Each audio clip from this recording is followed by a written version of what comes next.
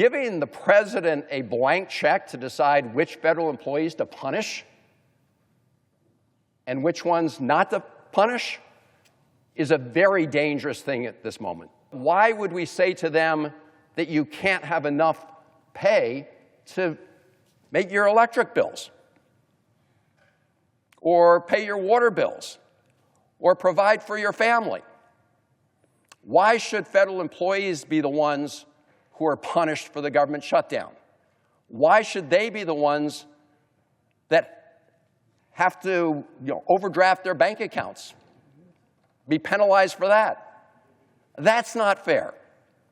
So the proposals that we're putting forward say that in this government shutdown, federal employees and, yes, certain federal contractors who have nothing to do with this political situation that we face, they should not be the ones to bear the burden. I hope we'll all agree to support this measure.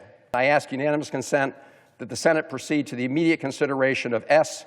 3039. Is there objection? I will object.